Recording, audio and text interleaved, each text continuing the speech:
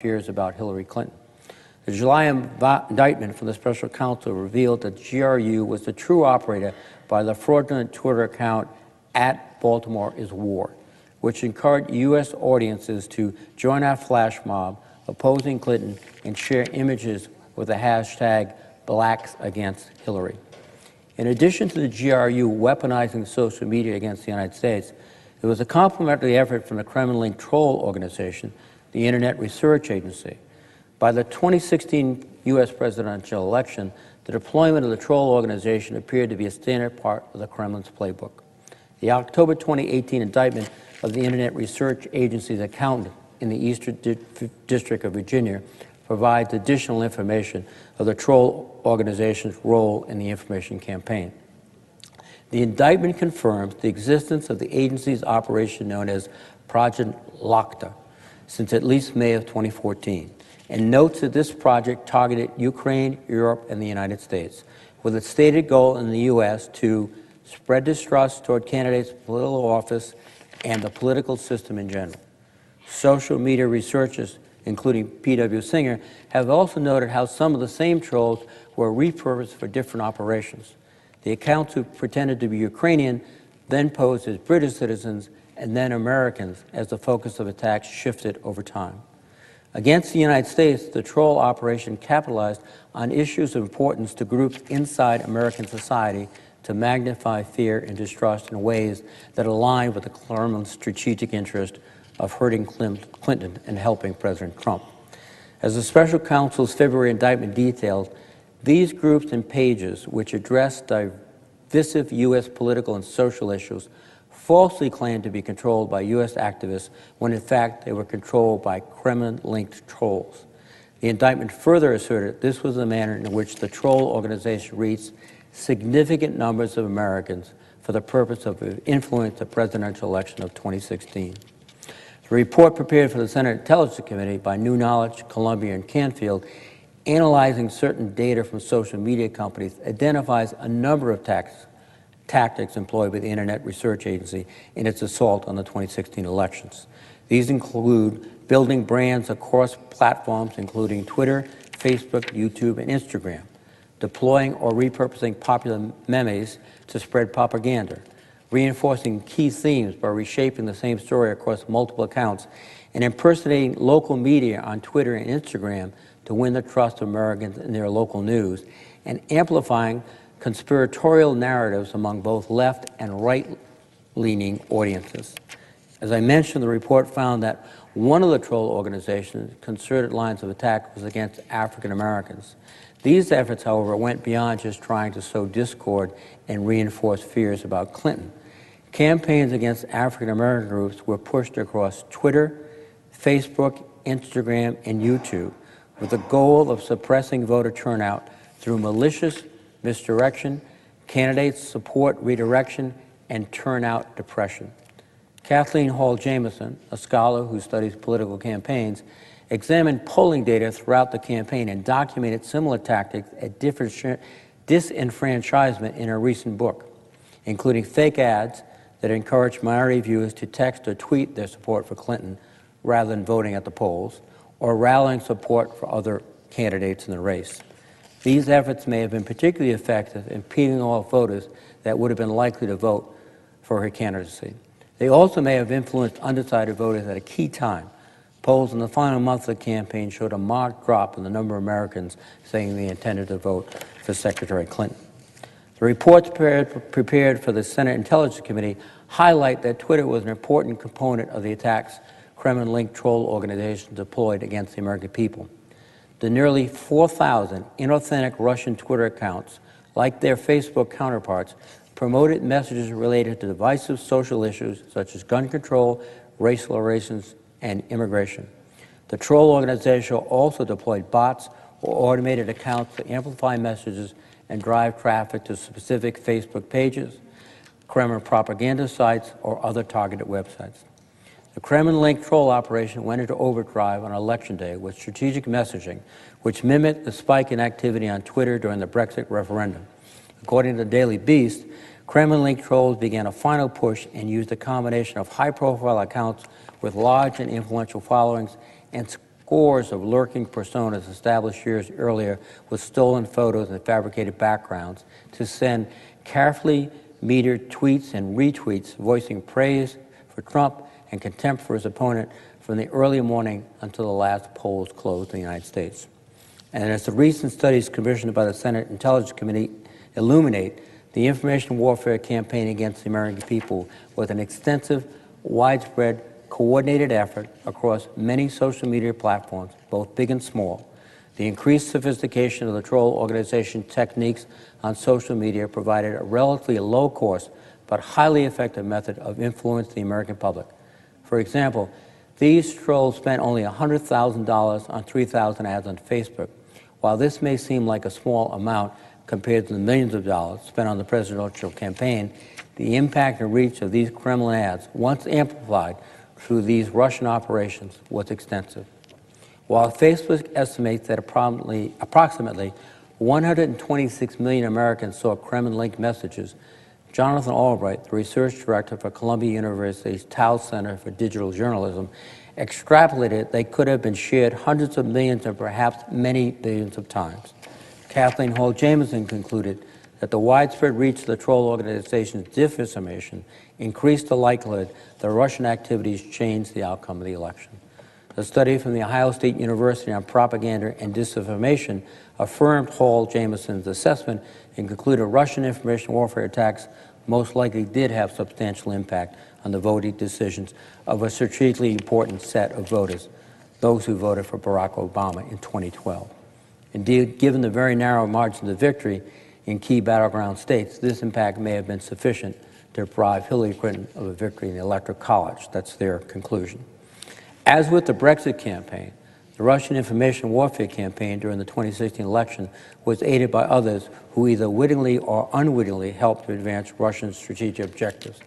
Among these were major American news outlets which covered much of what was in the WikiLeaks disclosures, treating it as legitimate news without reminding viewers of how the information was obtained or that it was being pushed by a foreign adversary.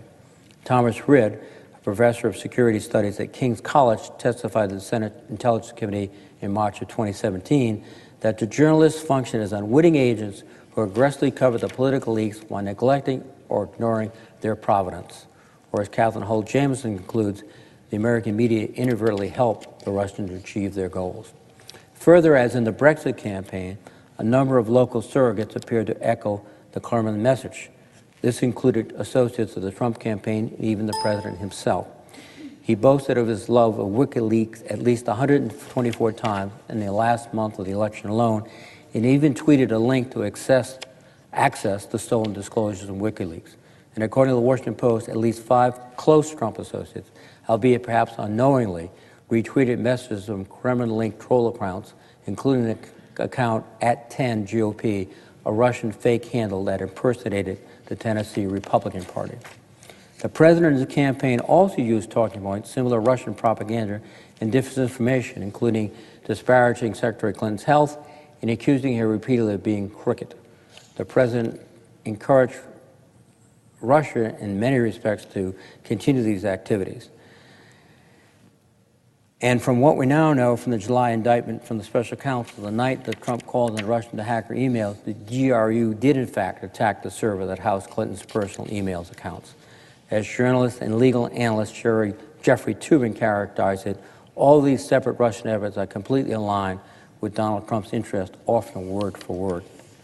Some have argued that despite this intensive and sophisticated Russian influence campaign, there was no effect on the outcome of the election, because no vote tallies were changed. While we may never know definitively what the actual impact of the Kremlin's operation was, it is hard to believe the Kremlin would mount a sustained, multi-year information warfare campaign against our democratic institutions if they had no reason to expect that it would have an impact. To the contrary, based on their experience in Ukraine, Brexit, and elsewhere, the Kremlin had every reason to believe they could successfully influence the outcome of the 2016 election with minimal risk of being discovered or retaliation. As I have laid out, Russia is engaged in a sustained information warfare campaign against the United States, our allies and partners. This Russian interference can't be dismissed as a one-off operation. As Deputy Attorney General Rod Rosenstein told the Aspen Forum last July, the Russian effort to influence the 2016 presidential election is just one tree in a growing forest. Russian intelligence officers did not stumble onto the idea of hacking American computers and posting misleading messages because they had a free afternoon. It is what they do every day. Our intelligence community assessed in January 2017 that the campaign against us represented a new normal in Russian influence efforts in which Moscow will apply lessons learned from its campaign aimed at the U.S. presidential election to future influence efforts in the U.S. and worldwide. Russian information warfare operations have a real and ongoing impact on our national security. Russia has not paused its information warfare operations since the 2016 election, and in fact, the level of Russian operations has increased since then. John Kelly, the founder of Graphica, a social media intelligence firm who testified to the Senate Intelligence Committee in August and who collaborated on one of the reports for the Senate Intelligence Committee I discussed earlier, stated, after Election Day, the Russian government stepped on the gas, confirming again that the assault on our democratic process is much bigger than the attack on a single election. This idea was confirmed by data in both his report and other reports commissioned by the Senate Intelligence Committee on the Kremlin-linked troll organization. The report done by New Knowledge, Columbia University, and Canfield Research noted that the Kremlin-linked troll organization went after those who are investigating Russian information warfare and other malign influence activities in the United States, including attempts to label Russian interference in the election as nonsense, and casting former FBI Director James Comey and Special Counsel Mueller as corrupt. We don't have to look too far for other examples of Russia's ongoing campaign against the American people and our allies and partners.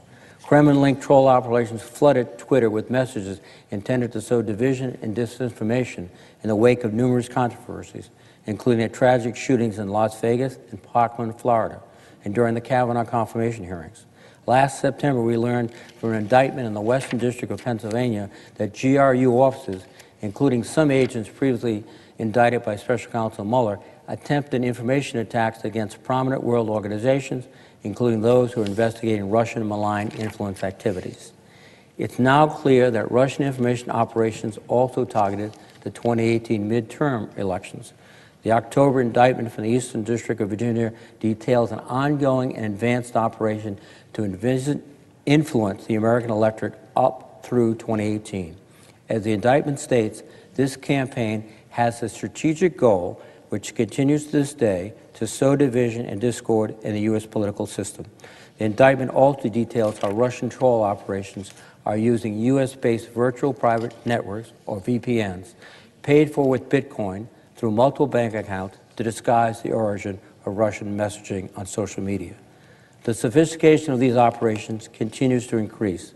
The Internet Research Agency has a dedicated search engine optimization department, which is devoted to manipulating social media search algorithms to advance the goals of Russian troll operations.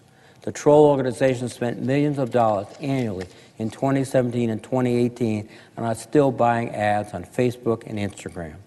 These operations continue to cover a broad range of divisive issues, and as the indictment details, the organization's employees are instructed on strategies and guidance for targeting particular audiences with carefully tailored messages. And despite efforts by Facebook and Twitter to eliminate inauthentic accounts, there are still thousands of active social media and email accounts appearing to be U.S. persons when they are in fact Kremlin trolls acting as a part of an information warfare campaign. Last February, in testimony before the Armed Services Cyber Subcommittee, Russia expert Heather Conley warned that Russian information warfare campaigns in 2018 and 2020 will adapt and look more American, and it will look less Russian. The New Knowledge, Columbia University, and Canfield Research study notes that we need to be on the lookout for increasingly sophisticated operations, including increased human exploitation tradecraft and narrative laundering. Already the technology exists to create deep fakes, false videos of real people saying or doing things that are damaging. Advances in artificial intelligence are enabling rapid automated responses on social media that mimic authentic accounts. We are still gathering data about information warfare attacks, including during the 2018 midterms. Between the indictments I referenced and the additional Kremlin-directed troll operation discovered by Facebook in conjunction with our intelligence community, the FBI, and DHS, we seem to be getting better at responding to the types of attacks perpetrated against the U.S. in 2016. But that is no indicator we've become better at anticipating future attacks. The director of the Department of Homeland Security, Cyber Security and Infrastructure Security Agency warned last November the 2018 midterm is just the warm-up or the exhibition game. The big game for adversaries is probably 2020. I want to thank my colleagues for being generous and patient with my presentation.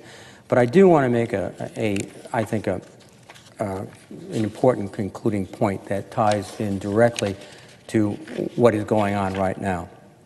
We've been talking about this shutdown. After I've described the activities that has transpired over the last 5 to 10 years, we should be aware that they're continuing. And the consequences of this shutdown are more than theoretical. We are missing some of our most critical tools for countering Russian information warfare and protecting systems that are vital to our democracy. As Andrew Grotto, a former cybersecurity advisor for President Trump and Obama, stated, defending federal networks is already an act of triage. Furloughs make a hard job even harder. And while I applaud DHS for reorganizing into the new Cybersecurity and Infrastructure Security Agency, they have since had to furlough 43% of their employees. That's over 1,500 workers who are right now unable to continue key missions and protect us from attack. The FBI is also affected by the shutdown and critical functions related to countering Russian hybrid and information warfare. A recent FBI Agents Association's report highlighted how efforts to investigate and prosecute cyber criminals have been impacted. That includes a lack of resources to pay for wiretaps and subpoenas. One anonymous FBI agent quoted in the report remarked, "These delays slow down our work to combat criminal activity on the internet and protect the American people." All the while, Russia continues to attack us with information warfare. They are not closed for business. With this unnecessary government shutdown, we are fighting blindfolded with one hand tied behind our back.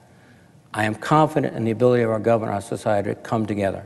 I am confident that with American vision and ingenuity working across the aisle and across the Atlantic, these are challenges we can meet and conquer. We must remember this is not a Democratic or Republican problem. This is an attack against the nation by our foreign power. This is a problem of our national security. We have no time to wait. And if we're looking for another reason why should we open this government immediately, it's to continue our protection against our attacks by foreign entities. With that, let me particularly thank the Senator of Florida for his patience and thank the President for his patience. And Mr. President, I yield the floor.